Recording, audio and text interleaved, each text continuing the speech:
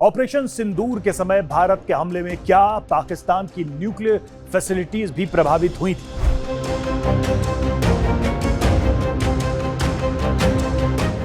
भारत के पूर्व सीडीएस ने अब नए और चौंकाने वाले खुलासे किए हैं। भारत, जो कि ऑपरेशन सिंदूर में सिर्फ आतंकी ठिकानों को निशाना बना रहा था, इस पूरे ऑपरेशन में न्यूक्लियर फैसिलिटी के टारगेट पर आने की बात कहां से आई और उसका इतिहास क्या है, विस्तार से आगे आपको बताएंगे।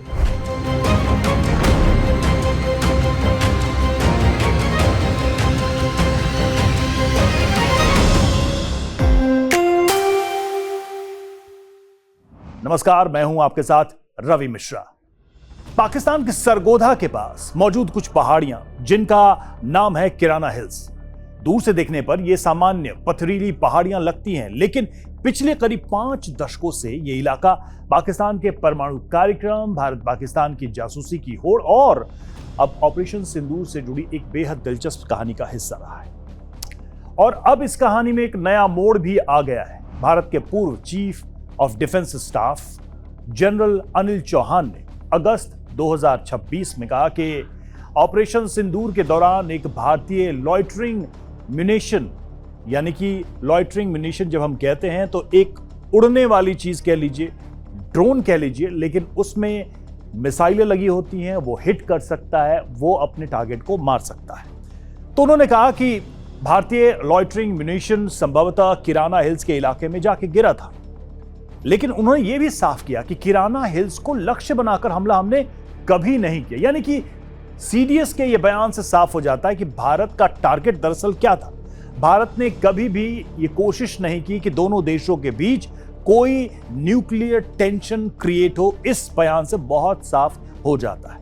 तो सवाल है कि किराना हिल्स इतना महत्वपूर्ण क्यों है, जिसकी चर्चा एक बार फिर से शुरू हो गई है।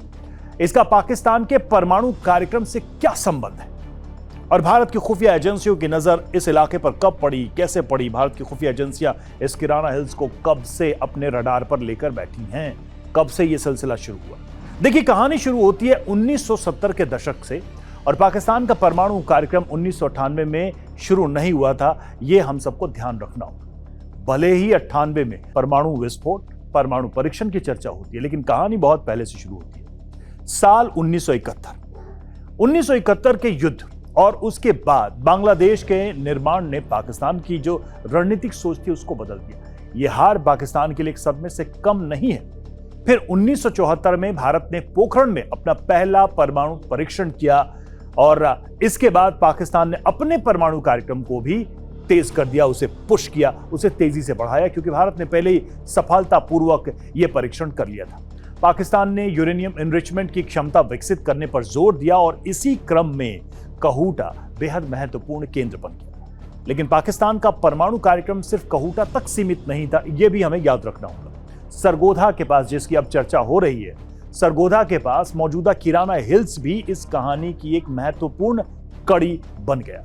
किराना हिल्स में क्या होता था, अब यही सबसे बड़ा सवाल है और आज भी यह क्यों इतना महत्वपूर्ण है। देखिए, 1980 के दशक की शुरुआत में किराना हिल्स में भूमिगत सुरंगों और परीक्षण सुविधाओं के इस्तेमाल की रिपोर्ट्स सामने आई थी। 11 मार्च 1983 को यहां पाकिस्तान के परमाणु हथियार डिजाइन से संबंधित सब क्रिटिकल या कोल्ड एक्सपेरिमेंट किए जाने की बात भी सामने आई। यहां एक बात और आपको हम बता दें जो बहुत जरूरी है समझना। कोल्ड टेस्ट परमाणु बम का वास्तविक विस्फोट या परीक्षण नहीं होता है, लेकिन पाकिस्तान ने यही किया था, इसलिए यह समझना जरूरी है। क्या होता है इसमें? तो इसमें न्यूक्लियर चेन रिएक्शन नहीं कराई जाती है, बजाय इसके हथियार के डिजाइन और उसके कन्वेंशनल एक्सप्लोसिव कंपोनेंट्स की कार्यप्रणाली को जांचने की कोशिश की जाती है। यानी कि पारंपरिक तरीके से ये कैसे विस्फोट होगा, उसके कंपोनेंट्स को जांचने का काम इसमें किया जाता है। सीआई के डीक्लासिफाइड इमेजरी रिकॉर्ड्स जो आए थे दुनिया के सामने, उसमें भी 1983 के आसपास किराना हिल्स में हाई एक्सप्लोसिव टेस्टिंग से जुड़ी गतिविधियों के संकेत मिलते हैं। यानी पाकिस्तान 1980 के दशक की शुरुआत तक केवल थियोरेटिकल रिसर्च नहीं कर रहा था, मतलब सिर्फ शोध नहीं चल रहा था, वो अपने न्यूक्लियर वेपन डिजाइन को प्रैक्टिकली टेस्ट करने की दिशा में आगे बढ़ चुका था और यहीं से कहानी किराना हिल्स की तरफ मुड़ जाती है। भारत की नजर भी पाकिस्तान पर थी इस दौरान, और भारत के लिए पाकिस्तान का न्यूक्लियर प्रोग्राम सिर्फ एक वैज्ञानिक परियोजना नहीं था, ये एक स्ट्रैटेजिक थ्रेट था।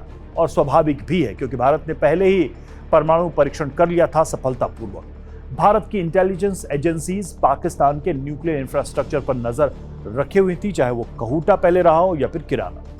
कहूटा की कहानी में एक बहुत ही मशहूर दावा भी सामने आता है, बड़ी फेमस कहानी है बार्बर शॉप की कहानी।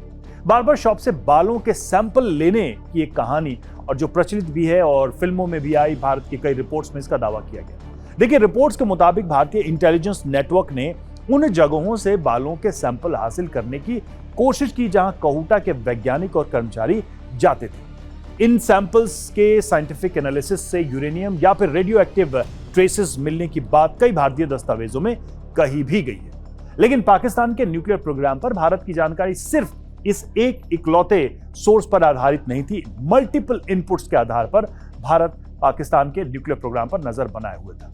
1970 के दशक के आखिर तक अमेरिकी और पश्चिमी इंटेलिजेंस एजेंसीज भी कहूटा में यूरेनियम एनरिचमेंट गतिविधियों पर नजर बनाए हुए थी।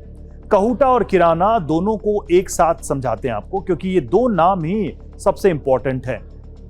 यहां एक तरीके से कई बार भ्रम हो जाता है नाम को लेकर। तो किराना हिल्स और कहूटा एक जगह नहीं है, मतलब कॉमन प्लेस नहीं है, अलग अलग स्थान है।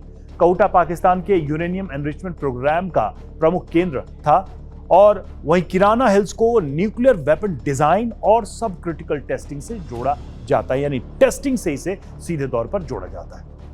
यानी एक तरफ पाकिस्तान हथियारों के लिए आवश्यक fissile material, radio active material तैयार करने की क्षमता विकसित कर रहा था, और दूसरी तरफ वेपन डिजाइन से जुड़े प्रयोग किए जा रहे थे, ये किराना में हो रहा था। इसलिए भारतीय इंटेलिजेंस के लिए दोनों स्थान बहुत ही महत्वपूर्ण थे।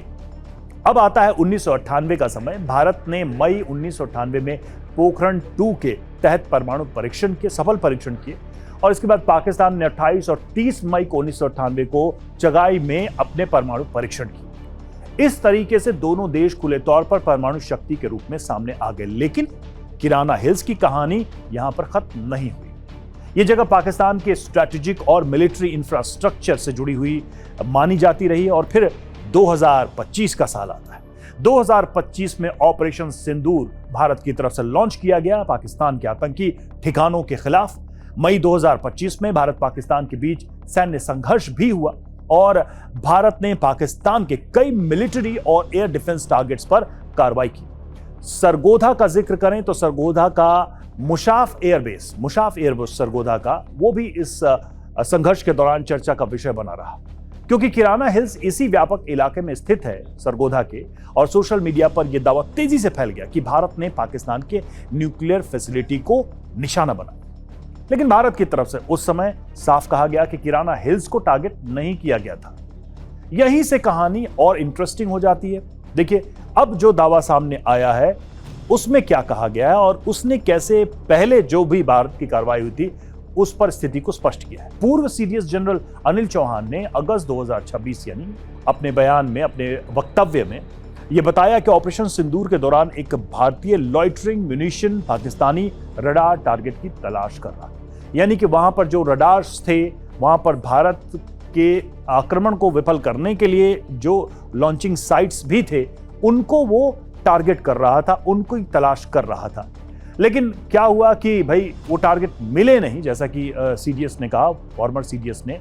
जनरल चौहान के मुताबिक ये पॉसिबिलिटी है कि वेपन्स जो है उनकी एनर्जी खत्म हो गई हो, और तब तक जो उनकी लिमिटेशंस थी वो समाप्त हो गई हो मूव करने की, रोव करने की, और उसके बाद किराना हिल्स के इलाके में वो जाकर गिर गए। इतनी ही बात उन्होंने कही है। यानी कि किराना हिल्स को टारगेट नहीं किया गया था, टारगेट कुछ और था। भारत ने पाकिस्तान के परमाणु ठिकाने पर हमला नहीं किया, ये हमारा टारगेट था ही नहीं। सीडीएस की जो बातें हैं उससे ये एक बार फिर से स्पष्ट हो जाता है। बल्कि दावा किया गया है कि एक वेपन उस इलाके में अनजाने में पहुंच सकता है, ये भी हो सकता है जैसा वो बता रहे हैं, लॉइटरिंग म्यूनिशन, और दोनों बातों के बीच बहुत बड़ा फर्क है। एक तरफ परमाणु ठिकानों को टारगेट करना, और एक के हम टारगेट कुछ और कर रहे थे, लेकिन हमारा ड्रोन या हमारा जो भी सर्च वेपन था वो वहां पर गिर गया। 2025 में किराना हिल्स को लेकर रेडिएशन लीक और न्यूक्लियर एक्सीडेंट की कई बातें सामने आती रही थी, लेकिन अंतर्राष्ट्रीय परमाणु ऊर्जा एजेंसी यानी कि IAEA ने पाकिस्तान में किसी न्यूक्लियर फैसिलिटी से रेडियो एक्टिविटी के रिलीज होने, लीक होने की पुष्टि भी नहीं की थी। तो एक तरीके से ये बात फिर से पुष्ट हो जाती है जो फॉर्मर CDS कह रहे हैं। तो किराना हिल्स की कहानी क्यों महत्वपूर्ण है? क्योंकि ये एक ऐसी जगह है जहां भारत पाकिस्तान की परमाणु जो प्रतिद्वंदिता कह लीजिए या रेस कह लीजिए, उससे जुड़ी कई कहानियों के अध्याय यहां से जुड़े हुए। 1974 में भारत का परमाणु परीक्षण होता है और उसके बाद पाकिस्तान का न्यूक्लियर प्रोग्राम तेजी से आगे बढ़ता है। 1980 के दशक में कहूटा में यूरेनियम एनरिचमेंट और फिर किराना हिल्स में वेपन डिजाइन से जुड़े एक्सपेरिमेंट्स किए जाते हैं। साथ ही साथ शुरू होती है इंटेलिजेंस की लड़ाई दोनों तरफ से, और human resource, scientific analysis, satellite imaginary, इन सब को मिलाकर पाकिस्तान के अंदर की जो गुप्त गतिविधियां हैं उस पर भारत की और दुनिया की अलग अलग एजेंसियों की नजर रहती है। कहानियां तो यहां तक भी कही जाती हैं कि इजरायल ने इराक में जिस तरीके एक संभावित न्यूक्लियर फैसिलिटी को नष्ट किया, उसके बाद उसकी नजर पाकिस्तान पे भी थी और भारत के साथ उस पूरे मामले में एक योजना भी थी जो आगे नहीं बढ़ पाई। फिर 1998 में दोनों देशों के खुले परमाणु परीक्षण होते हैं और उसके बाद 4 दशक बाद 2025 में ऑपरेशन सिंदूर होता है। अब 2026 में अब जब हम यहां मौजूद हैं तो CDS ने यह दावा किया है कि भाई उस पुराने स्ट्रैटेजिक इलाके में हमारा एक ड्रोन गिरा होगा, लेकिन हमारे टारगेट पर वो नहीं था। यही वजह है कि किराना हिल सिर्फ कुछ पहाड़ियों का नाम नहीं है, ये भारत पाकिस्तान की परमाणु रेस, इंटेलिजेंस वॉर और न्यूक्लियर डेटरेंस की 5 दशक पुरानी कहानी का एक प्रतीक है। और इस कहानी का सबसे बड़ा सबक भी अगर कहें तो यही है कि परमाणु हथियारों के दौर में असली खतरा सिर्फ बॉम्ब का होना नहीं होता है। खतरा यह भी होता है कि किसी सैन्य कार्रवाई को दूसरा देश किस तरह से देखता है। क्योंकि भारत ने जो एक्शन लिया, पाकिस्तान ने उसे कई तरीके से देखने की कोशिश की, तब जबकि भारत ने बार बार कहा कि न तो ये किसी देश के न्यूक्लियर फैसिलिटी को टारगेट करने के लिए, न ही उसकी आर्मी को टारगेट करने के लिए, ये स्पेसिफिक टेररिस्ट ठिकानों को टारगेट किया गया था। लेकिन पाकिस्तान ने चूंकि भारत पर हमला करने की कोशिश की तो भारत ने फिर दूसरी बार जवाबी कार्रवाई की और जिसके तहत ये सारी घटनाएं हुई। साफ है कि जब 2 परमाणु शक्तियां आमने सामने होंगी तो कैसी स्थिति बन सकती है, इसका अंदाजा भारत को भी है और भारत ने यही एक तरीके से स्पष्ट किया।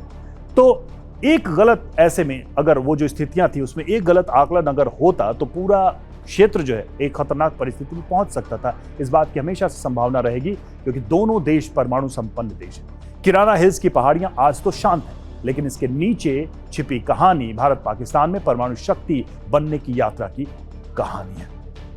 यह रिपोर्ट आपको कैसी लगी? आप क्या सोचते हैं भारत के ऑपरेशन सिंदूर और भारत को मिली सफलता को लेकर? कमेंट बॉक्स में लेकर हमें जरूर बताइएगा। हमारे चैनल को सब्सक्राइब करिए, देखते रहिए TV 90 स्टोरी।